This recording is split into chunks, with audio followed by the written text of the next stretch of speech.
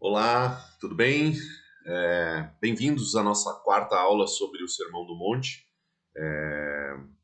Um prazer ter você aqui de novo. E nessa quarta aula nós vamos avançar um pouquinho, né? Nós vimos na primeira aula um pouco do contexto histórico, de como esse texto, a finalidade desse texto e por que que ele foi escrito, em que tempo, para quem, enfim. Depois da segunda aula, a gente começou a entrar nas bem-aventuranças, né? Fomos um pouco mais profundo no texto. Na terceira, nós já vimos um pouquinho ali do capítulo 6 de Mateus. Lembrando que o Sermão do Monte está registrado em Mateus 5, 6 e 7. E aí, no capítulo 6, que foi a aula passada, a gente viu um pouquinho sobre essa relação entre a esmola e o Pai Nosso, né? E como o dinheiro naquele contexto e a oração do Pai Nosso, como elas estão interligadas e como elas se relacionam, né? E foi muito interessante a gente ver isso, porque a gente normalmente pensa que dinheiro e o espiritual não tem nada a ver, né? E aí a gente viu como o nosso coração, tudo se trata do como o nosso coração se relaciona com Deus, né? E como o nosso coração se envolve com o reino de Deus, enfim. Então foi muito interessante. Nessa quarta aula, a gente vai avançar um pouquinho, a gente viu, e o capítulo 6 também está relacionado um pouco à piedade interior, né? E hoje a gente vai continuar aprofundando um pouquinho mais nisso, mas aí nos aspectos mais de relacionamentos. A gente vai sair um pouco dessa ideia do relacionamento com Deus e do relacionamento com o dinheiro, né? E vai pensar um pouco mais sobre os relacionamentos interpessoais. Isso que nós vamos ver hoje está baseado em Mateus 7, 1 a 12. Então, se você quiser abrir a sua Bíblia aí, a gente vai começar lendo esse texto para a gente se familiarizar e, consequentemente, ir aprofundando nossa visão, né, do que Deus quer falar conosco nisso. Então, o título que eu dei para essa aula é Como Viver com o Próximo Depois de Ter Sido Perdoado. Enfim, é sempre um tema muito difícil. O Sermão do Monte não tem tema fácil, né? Mas quando a gente vai para esse lugar com o próximo, é mais difícil, porque trata-se do nosso orgulho também, né? Não só de querer fazer a vontade de Deus, que normalmente exige de nós algo, um preço, mas quando fala de relacionamentos também está falando de orgulho. Então é sempre um lugar mais delicado, mais difícil, que exige mais humildade, mais quebrantamento, que é a volta ao início das bem-aventuranças, né? Bem-aventurados os que choram, os que lamentam, os que se arrependem, os que são humildes. Então a gente volta para esse lugar do início das bem-aventuranças. E como eu comentei já em alguma outra aula, as bem-aventuranças, a gente pode estar avançado em alguns aspectos das nossas vidas, a gente pode estar avançando em determinadas áreas, e em outras a gente pode estar no início da montanha, né? Em algumas a gente pode estar descendo essa montanha já com certa facilidade, em outras a gente ainda está escalando ela e ainda estamos nesse lugar de um esforço maior do que a nossa capacidade para conseguir chegar lá. Então, abre sua Bíblia aí em Mateus 7 e vamos ler a partir do verso 1, que diz assim, está falando sobre o juízo precipitado, né? Não julgueis para que não sejais julgados, porque sereis julgados pelo critério com que julgais e sereis medidos pela medida com que medis. Porque vês o cisco no olho do teu irmão e não reparas na trave que está no teu próprio olho? Ou como dirás a teu irmão, deixa-me tirar o cisco do teu olho, quando tens uma trave no teu? Hipócrita, tira primeiro a trave do teu olho, e então enxergarás bem para tirar o cisco do olho do teu irmão. Não profaneis o que é santo, não deis aos cães o que é santo, não lanceis aos porcos as vossas pérolas, para não acontecer que eles a pisem e os cães, voltando-se, vos despedacem. Verso 7, falando sobre a persistência na oração. Pedi e vos será dado, buscai e achareis, batei e a porta vos será aberta, pois todo o que pede recebe, quem busca acha, e o que bate a porta será aberta. Quem dentre vós, se o filho lhe pedir pão, lhe dará uma pedra? Ou se lhe pedir peixe, lhe dará uma cobra? Se vós, sendo maus, sabeis dar boas coisas aos vossos filhos, quanto mais vosso Pai, que está no céu, dará boas coisas aos que lhe pedirem. Portanto, tudo o que quereis que os homens vos façam, fazei também a eles, porque esta é a lei e os profetas. Então, olha que interessante, que como eu já falei isso também nas outras aulas, né? Jesus não veio abolir a lei, a gente sabe disso. E aqui tá explícito o que ele fala, né? Porque essa é a lei e os profetas. Quer dizer, ele está retornando lembra que o público para quem ele está falando é um público de judeus acostumado a ouvir sobre a lei, a ouvir sobre os profetas, e ele está reforçando aspectos da lei, aprofundando aspectos da lei, e não anulando, como alguns pensam, dizendo, não, Jesus veio e o Antigo Testamento acabou, não se fala mais nisso e tal. Não, ele está aprofundando o que o Antigo Testamento menciona. Então, o Antigo Testamento é a base para o Novo Testamento, é o fundamento do Novo Testamento. Não é que ele anulou, ele aprofundou, ele está pesando a mão. É como se ele estivesse agora escrevendo com uma caneta mais forte aquilo que já tinha sido escrito. Então, e aqui ele deixa bem explícito, porque esta é a lei e os profetas, quer dizer, vocês têm que cumprir. Eu não vim anular. Então, a primeira coisa que a gente entende nesse texto sobre esse juízo precipitado, né? Sobre esse lugar de julgamento, e que muitas vezes a gente ignora, porque ou distorce um pouco, porque ele começa aqui logo no primeiro e segundo verso dizendo: não julgueis para que não sejais julgados, né? Pois com o juízo com que julgares sereis julgados. A gente às vezes coloca isso num lugar de a gente leva, como é que eu posso dizer, a gente distorce um pouco. Aqui não está falando, né? O verbo aqui grego, ele não está proibindo o discernimento, ele não está proibindo você ter juízo de valor de determinada coisa. O que esse texto está proibindo é o juízo condenatório e o juízo hipócrita, né? O fato de você olhar para uma situação e você pensar, não, eu acho que está certo, eu acho que está errado, eu acho que eu faria assim, eu acho que eu faria... Não é isso que está sendo proibido, não é isso que está sendo colocado aqui como um realinhamento. Não é isso que Jesus está fazendo. O que Jesus está dizendo é o seguinte: não fazei como os hipócritas, como os fariseus, que colocam muitas leis, exigem muitas observações da lei, colocam muitos acessórios sobre a lei, acessórios esses que eles mesmos não conseguem cumprir. Então eles estão colocando um jugo sobre o povo em termos de comportamento e de obediência à lei, que eles próprios não conseguem. Então se trata disso, quer dizer, você não pode olhar para o outro e dizer assim, nossa, tá tudo errado, não é assim que se faz, é assado, assim, assim, assim, sim, porque eu faria assim, beleza.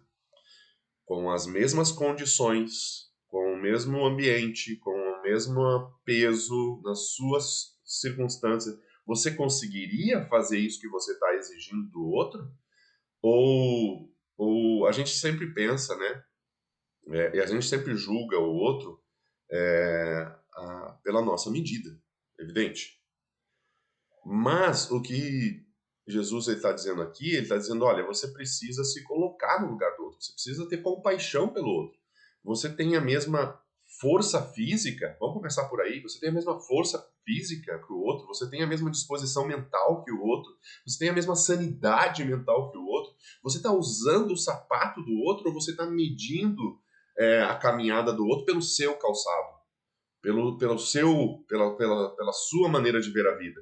A outra pessoa enxerga as coisas do mesmo jeito que você enxerga, você tem as mesmas limitações que a outra pessoa ou não? Então, é interessante que Jesus ele não está distorcendo a lei, mas ele está trazendo um aspecto de compaixão, de amor para esse lugar do juízo, né? Ele está dizendo assim, olha, não é a questão de pensar se está certo ou errado. Tá tudo bem isso. O que está errado é você julgar a pessoa de forma hipócrita. Quer dizer, você não consegue fazer. Talvez você não consiga fazer outra coisa. Talvez essa que a pessoa errou você consiga fazer. Mas outra você não consegue. E alguém melhor que você nessa outra coisa pode olhar para você e dizer assim, como que tu não consegue? Tu não conhece as escrituras? Tu não conhece o evangelho? Tu não conhece Cristo?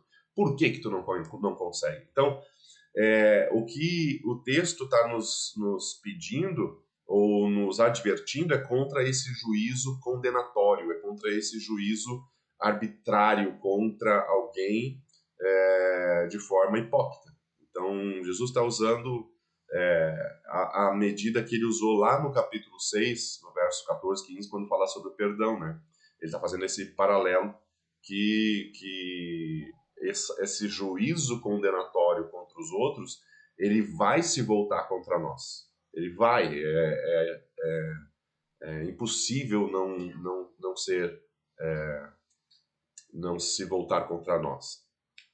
E aí no verso 3, ele começa a falar então sobre esse cisco no olho, sobre essa trave no olho, né? Ele começa a fazer Jesus é muito bom nisso, né? Nessas comparações, nesses paralelos, nessa hipérbole que ele faz. Ele é muito bom de comparar, então, aqui no caso, esse cisco com essa trave gigantesca no olho. Como é que tu tá julgando alguém por algo que é tão pequeno, mas que no teu olho tem um cisco desse tamanho? Então é sobre isso. O ponto não é nunca corrigir ninguém. É claro que a gente precisa, Paulo fala sobre isso, de corrigir. O que ele está dizendo essa correção ela precisa ser inicialmente a nós mesmos. Então, o fato de nós vermos alguém errando deveria primeiro nos causar um constrangimento pelo nosso erro. Esse é o ponto inicial.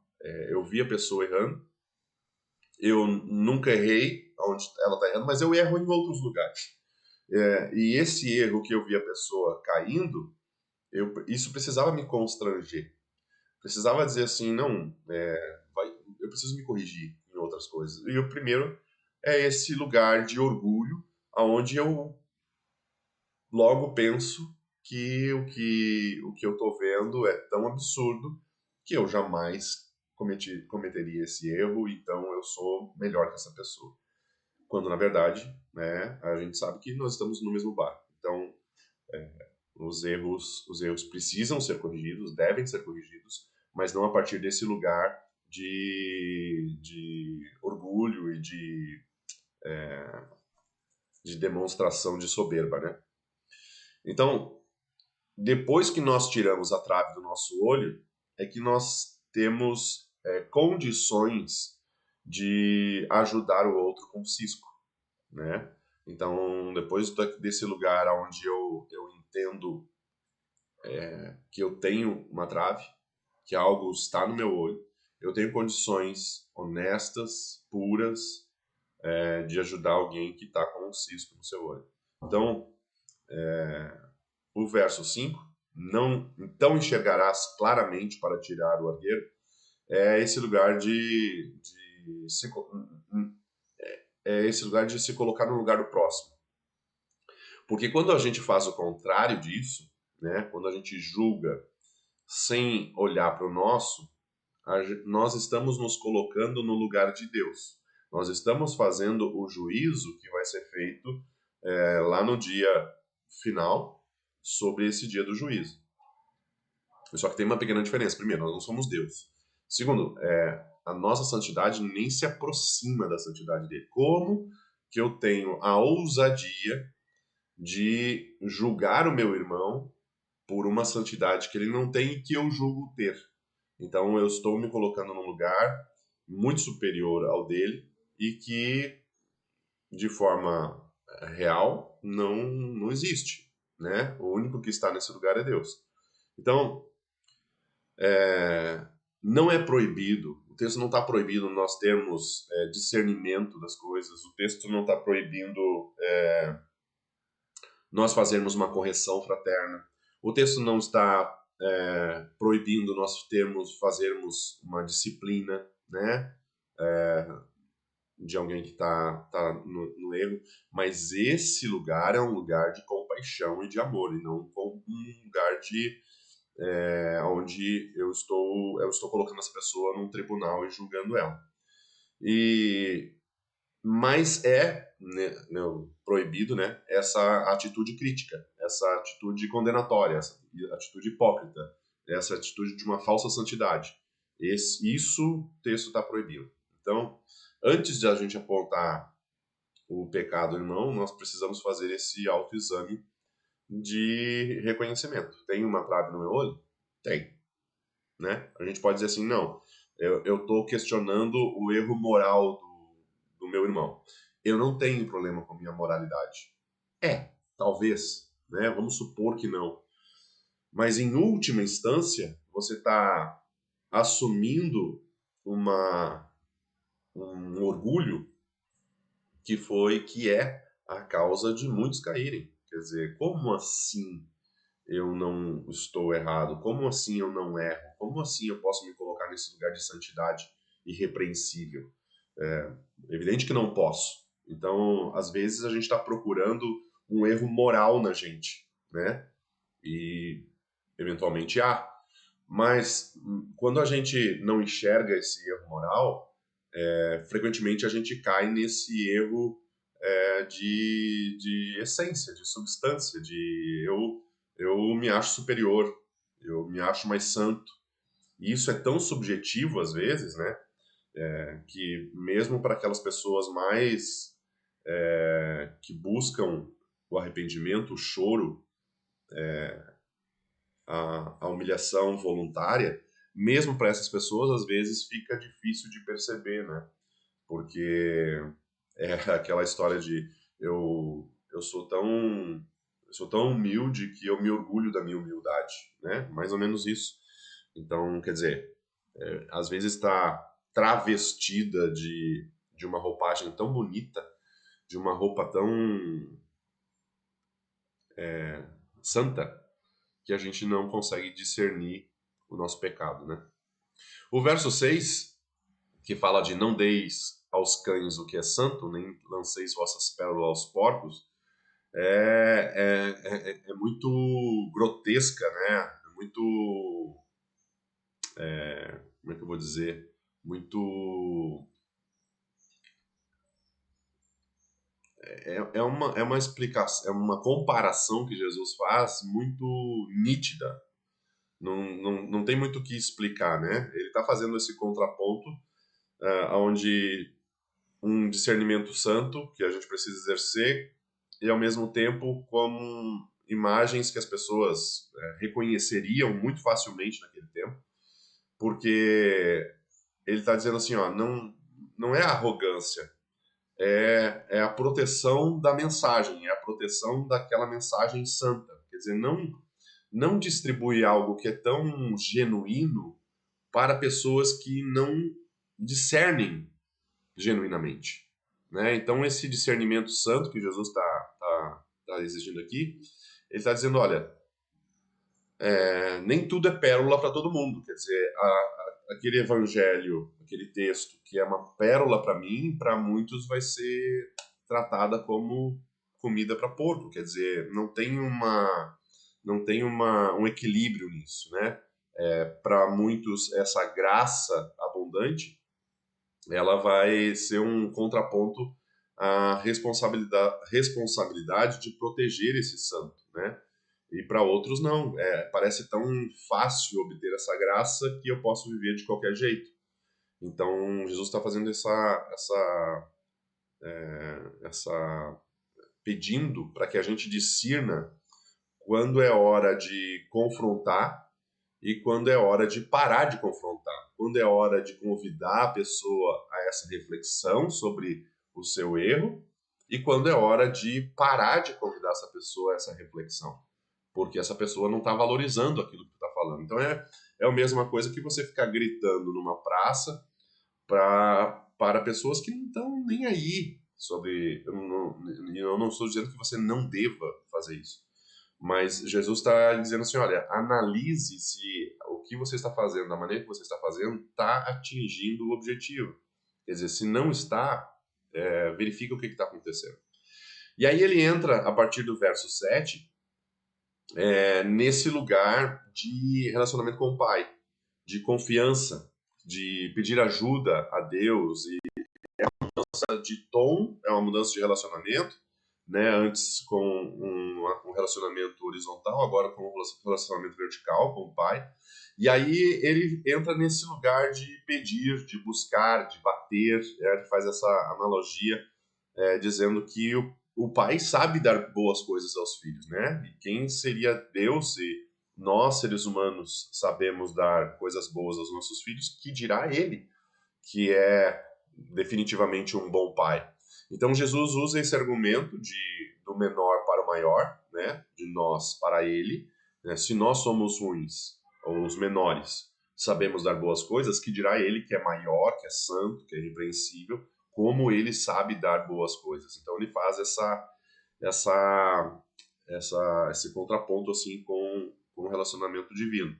E aqui ele usa alguns verbos, né? O pedir, o buscar e o bater. E, ao mesmo tempo, é como se ele estivesse exigindo de nós ou nos provocando a uma ousadia em relação a ele. É como se ele estivesse dizendo assim, olha, por que vocês não pedem? Por que vocês não batem? Por que vocês não buscam? É como se ele estivesse, tipo assim, nos dando um chacoalhão, sabe quando alguém pega você pelos ombros, assim, sacode? É mais ou menos isso, é um sacode que Deus está dando aqui. Ele está dizendo assim, por quê? Esses verbos, eles estão no mesmo tempo, um tempo imperativo presente.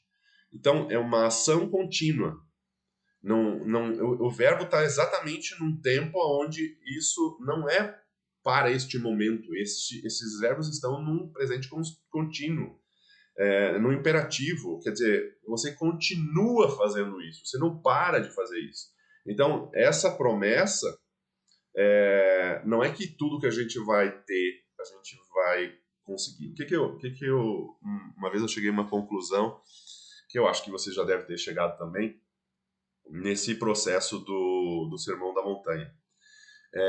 Eu lia esse texto, né, de pedir, buscar e bater, e na minha ingenuidade, ainda na adolescência, eu ficava pensando assim, nossa, se eu posso pedir tudo que eu quiser, né, tudo que eu quiser, o cara lá de cima vai me dar, né, eu ficava nesse lugar, assim. E aí, à medida em que eu comecei a estudar o Sermão da Montanha, buscar a Deus e ir para esse lugar de choro, de lamento, de arrependimento. Um dia eu me dei conta que as minhas vontades, os meus sonhos, os meus planos mudaram depois de um tempo. Depois desse tempo de viver ou de buscar o Sermão da Montanha e principalmente as bem-aventuranças, eu notei, nossa, a minha prioridade mudou. E aí eu fui entender que Deus é um cara genial, né? Às vezes a gente pensa assim, nossa, Deus se meteu numa enrascada agora, porque se eu posso pedir, buscar e bater e ele vai me dar, eu botei ele numa parede agora, botei ele contra a parede. E na verdade não é bem assim, Porque o Senhor sabe que quando nós vivemos as bem-aventuranças, quando nós crescemos nas bem-aventuranças, nós entendemos a bem-aventurança, o nosso desejo vai ser transformado. O nosso desejo já não vai ser mais ter para nosso próprio proveito como vontade primeira, né? Eu vou transformar os meus desejos, os meus planos, a minha vontade em amá-lo. Ao fazer isso, eu vou querer cumprir a vontade dele, o plano dele, o sonho dele. E aí é que se encaixa essa palavra. Então, à medida em que eu me converto, porque não tem outra palavra, à medida em que eu me converto e eu vivo as bem-aventuranças, eu já não estou mais vivendo na expectativa das minhas vontades. Eu começo a viver na expectativa da vontade dele. E minha energia, meu espírito está desejoso de cumprir a vontade dele. Quando isso acontece, eu estou alinhado com a vontade dele, eu estou alinhado com os sonhos dele, com os planos dele. Já não são os meus planos, são os dele. A minha vontade mudou de fazer aquilo que era banal, que era temporal. Vamos dizer, viajar o mundo, tá? Era o meu sonho, meu plano, minha oração de sempre. Eu quero viajar o mundo, quero conhecer o mundo todo. A partir do momento que eu sou transformado pelas bem-aventuranças, eu já não. E claro que isso, de certa forma, está ali. Eu não perdi isso. Mas ela já não é mais a minha vontade primeira. Já não é o fundamento dos meus sonhos. Os meus sonhos foram transformados, os meus planos foram transformados para fazer a vontade dele antes da minha. Eu assumi o desejo de fazer a vontade dele antes das minhas vontades. Ao fazer isso, eu estou pronto para abrir mão da minha vontade.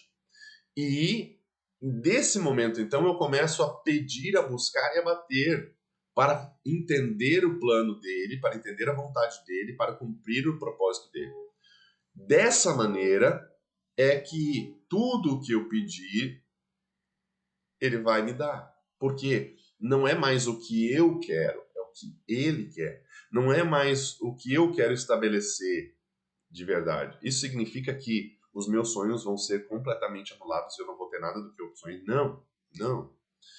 Mas a minha prioridade mudou, né? É como um filho que um filho que está te pedindo alguma coisa, tá?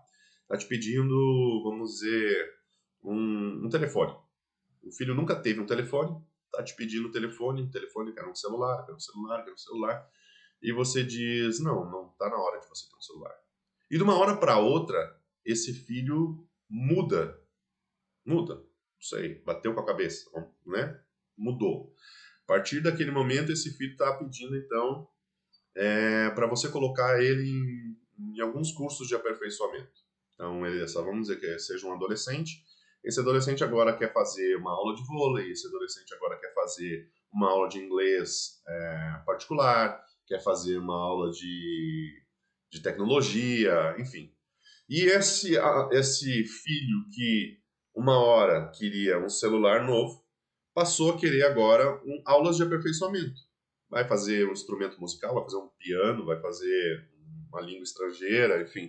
E você vê que a prioridade desse filho mudou. Esse filho já não quer mais coisas banais, coisas que não tem sentido ou que não acrescentarão na sua vida. Esse filho agora está te pedindo coisas que realmente são relevantes para o seu desenvolvimento. E aí você começa a dar. Então, porque aquilo está de acordo com o que você deseja para ela. Porque aquilo está de acordo com o crescimento que você deseja, com o amadurecimento que você deseja. Então, isso significa que depois de um tempo você vai dar o celular ou você vai aproveitar para não dar? Não, você vai dar. Você, não, beleza. Tu entendeu.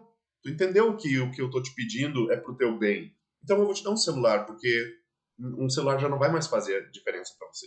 O celular já não vai tomar o teu tempo, já não vai roubar o teu tempo, porque você vai saber dosar, equilibrar o teu tempo com o celular, o teu tempo com as aulas, o teu tempo com a diversão, enfim.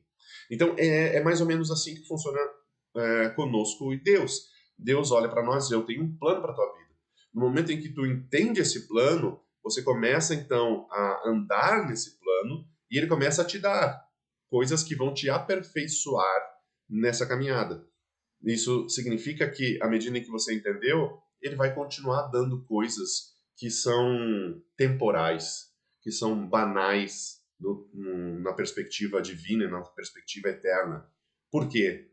Porque aquilo ali já não tem mais o teu coração, porque aquilo ali já não faz mais diferença, aquilo ali já não rouba o teu coração do plano eterno, do propósito eterno, daquilo que ele gostaria que você vivesse. Então não faz mais diferença. Então é por isso que é tão engraçado que você já deve ter vivido isso também, de você receber coisas de Deus que você, em outros anos, em outras épocas, você orou tanto para ter. E aí, depois de um tempo, você recebe, você olha para aquilo que Deus te deu e você pensa assim: eu quis tanto isso, e agora não tem sentido nenhum eu ter isso aqui. Não faz mais, não tem mais o mesmo peso, não tem mais a mesma alegria, não tem mais, eu não tô mais ou menos realizado por ter isso aqui. Tem. É isso. Aquilo já não rouba mais o teu coração, porque o teu coração já tem um direcionamento, já tem um dono. Então, é disso que se trata, o pedir, bater e o buscar. Sobre essa coisa boa, né, que Lucas fala, sobre ter esse lugar, então, que Deus reservou. O verso 12, que diz assim: tudo quanto, pois, quereis que os homens vos façam, assim fazei-o vós também a eles, porque esta é a lei e os profetas. Então, é como se aqui funcionasse, né, o verso 12 funciona como se fosse a dobradiça do sermão, tá? Do sermão inteiro. Então, tudo que foi ensinado no Sermão da Montanha, as bem-aventuranças, a justiça, a piedade, tudo isso se traduz no amor ativo ao próximo. Então, o verso 12 não é como já está indo para o final do sermão, mas é como se agora tudo começasse, entende? Então agora é como se ele dissesse assim: olha, eu já falei sobre a justiça, eu já falei sobre a piedade, eu já falei sobre a, a, as bem-aventuranças, e não é que começou, está começando agora. A partir de agora é que você, ou depois de ouvir tudo, você vai começar a colocar isso em prática. Então, isso não é apenas a ética universal, né? Mas é como se fosse o start, é o resumo de tudo. É o resumo da Torá, é o resumo dos profetas, né? Então, nesse contexto aqui, está colocando tudo, absolutamente tudo, num pacote só. E é maravilhoso, ele está sintetizando toda a lei, né? Então, no verso 12, esse verso aqui é o que sintetiza tudo, é o que coloca tudo numa perspectiva única. Não é só não faça aos outros o que os outros não querem, mas é principalmente façam aos outros aquilo que vocês desejam que façam a vocês, né? Não é só o não, é o faça, né? Você tem essa responsabilidade. Não é um lugar de tirar o corpo fora, né? É um lugar de literalmente colocar uma responsabilidade sobre o homem. Então, cada exercício prático que está no Sermão da Montanha é um pedido do Pai para que a gente coloque em uma ação concreta em relação ao próximo. É basicamente isso. E aí eu queria, indo já um pouquinho para o final dessa aula, eu queria que você colocasse aí no papel ou no seu bloco de notas do celular três traves que você reconhece na sua vida que você tem em relação aos outros. Três coisas que você às vezes olha para o outro e pensa: nossa, como é que essa pessoa pode pensar isso? Como é que essa pessoa pode viver dessa maneira? Como é que essa pessoa pode ir por esse caminho, né? três traves que você enxerga em você ou que você não enxerga, mas nesse momento, a partir de um lugar de oração, a partir de um lugar de meditação, você vai reconhecer em si mesmo. Às vezes as pessoas do seu lado não veem isso em você. Ou talvez sim. E talvez essa até seja uma boa perspectiva, você perguntar para aquela pessoa mais próxima, sabe? Aquela que não vai te julgar ou que já te julga, que pode ser o seu marido, a sua esposa. E você perguntar assim, o que você acha que eu faço que é desproporcional em relação ao julgamento ou a esse lugar que eu possa estar sendo hipócrita ou desproporcional nessa medida de julgamento. Porque às vezes a gente está num ponto cego, né? Como eu disse antes a respeito do orgulho, às vezes a gente é tão visceral, às vezes a gente é tão passional que a gente não enxerga aquilo que a gente está fazendo, né? Um tempo atrás eu percebi que eu estava crítico demais, crítico, eu não deixava passar nada, sabe? E aí eu precisei, depois de um tempo, eu notei que tinha alguma coisa me incomodando em mim. E eu nem sabia direito como definir isso. E aí um dia eu vi uma pessoa fazendo exatamente como eu fazia. E eu achei tão feio. E quando eu achei feio, eu me lembrei que eu estava fazendo isso. Então, às vezes, essas coisas elas são tão sutis no nosso dia a dia que a gente não percebe. E esse momento de você gastar 10, 15, 20 minutos meditando, lendo as bem-aventuranças de novo, lendo esse texto de novo e pensando assim, Senhor, o que eu estou fazendo que, que não tá equilibrado? Uma boa maneira é você pegar aquela pessoa que você mais... aquela pessoa que mais te incomoda. Sabe aquela pessoa que você tem um ranço? Pega essa pessoa que você tem um ranço e começa a examinar o que nela te incomoda. Ah, isso me incomoda, isso me incomoda, isso me incomoda. E aí começa a fazer esse exame ao contrário, né? Porque às vezes tem algumas pessoas que a gente tem um ranço, mas não é em relação a toda a pessoa, é algumas atitudes dessa pessoa. Mas se ela é boa em algumas coisas e é ruim em outras, o que essas coisas ruins, o que essas coisas que nos incomodam falam com a gente? O que em nós isso, como isso em nós a gente reage, né? O que desperta em nós? Então essa é uma maneira da gente considerar algo que está ali escondido, oculto na nossa vida e que nos faz pecar, porque a gente está olhando o cisco dela e esquecendo da nossa trave, né? Ah, eu acho que é isso. Eu queria te convidar a ficar para a próxima aula, onde nós vamos finalizar esse capítulo 7. E aí a gente vai poder, então, entender um pouquinho. E nessa próxima aula, Jesus ele faz uns desafios com o ser humano e ele usa também, novamente, uns paralelos, né? Uns paralelos interessantes, como as duas portas, duas árvores, duas casas, né? Ele faz esses paralelos que nos ajudam a entender esse lugar de humildade diante de Deus e de amor ao próximo. Tá? Eu sou imensamente grato por você estar acompanhando as nossas aulas e fica conosco até a próxima, porque vai ser muito bom. Tá bom? Deus abençoe e eu espero te ver na próxima aula.